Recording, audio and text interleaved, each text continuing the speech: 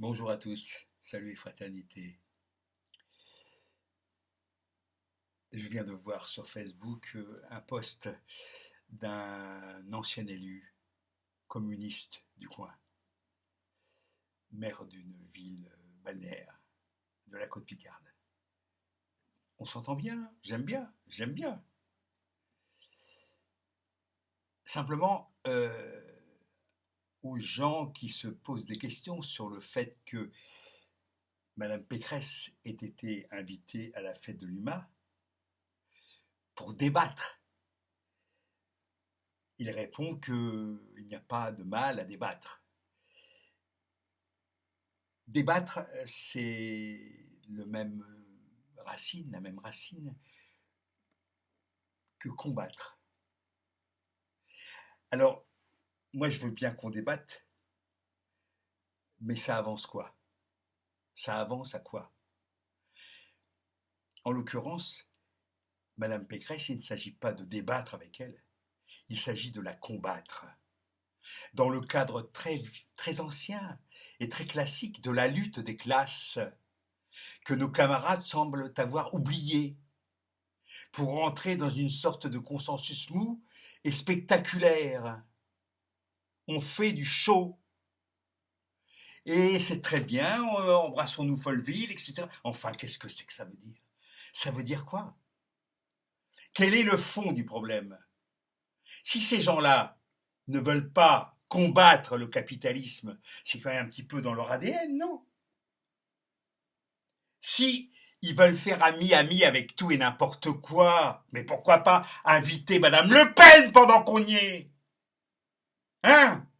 Soyons sérieux. Moi, je ne vois pas de différence entre Madame Pécresse et Madame Le Pen, pour dire les choses.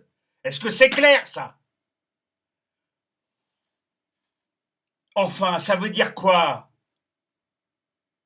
Vous avez déjà abandonné la dictature du prolétariat. La dictature du prolétariat. Nous subissons la dictature de la finance.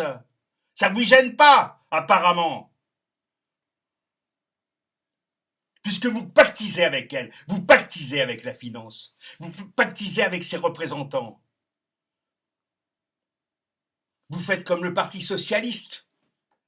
Vous allez tomber, mes camarades du Parti communiste français, vous allez tomber dans les mêmes âneries révisionnistes, social-libérales. Vous avez oublié depuis longtemps le concept même de révolution. Alors quoi? Vous allez droit dans le mur.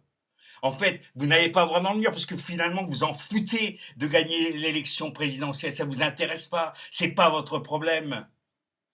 Juste, c'est conserver votre petit pré carré, vos subventions de merde. Voilà la vérité. Je ne fréquente pas des gens comme ça, moi. Je ne fréquente pas Mme Pécresse, ni personne d'autre d'ailleurs, de ce genre, à droite.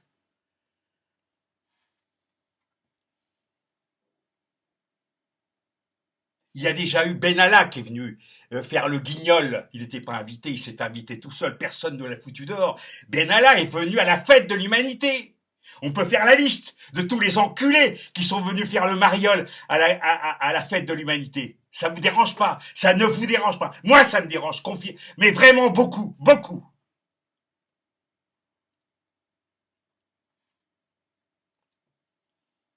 Mais il n'y a plus rien de commun avec ce qu'ont été les camarades d'autrefois. Enfin, c'est n'importe quoi. Voilà, vous êtes devenus des petits bourgeois merdeux. Ok? C'est scandaleux. Scandaleux. En fait, je vais vous dire, le véritable ennemi pour vous, ce n'est pas Madame Pécresse et tous les sbires de la droite. C'est Mélenchon, votre ennemi. C'est Mélenchon, votre ennemi. Voilà. Je sais qu'il était à la fête de Lima. Hein? Mais on n'en a pas beaucoup parlé, hein? On n'en a pas beaucoup parlé sur les médias mainstream. Roussel est content, il est invité maintenant. Il est invité dans les médias mainstream. Donc ça y est, hop, il est au top moumoute de la connerie.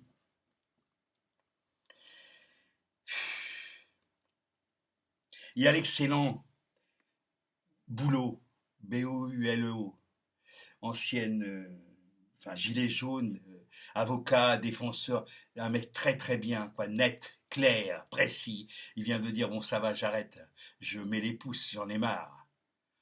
Il vient de dire ça sur Facebook ce matin. Enfin. Et comme je le comprends, comme je le comprends.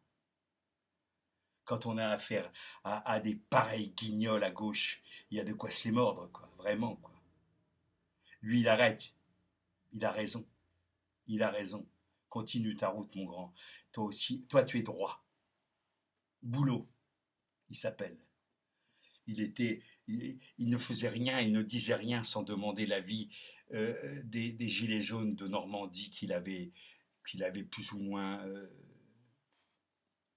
qu'il avait parrainé en quelque sorte collectivement. C'est-à-dire il a fait exactement ce qu'on doit faire lorsqu'on est un intellectuel ou un militant de gauche, euh, ne pas devenir un chef, ne pas devenir un maître à penser. Écouter les gens, les écouter. Et être vraiment leur porte-parole sans mettre son groin là-dedans. On écoute les gens, on écoute ce qu'ils ont à dire, et ensuite on restitue proprement.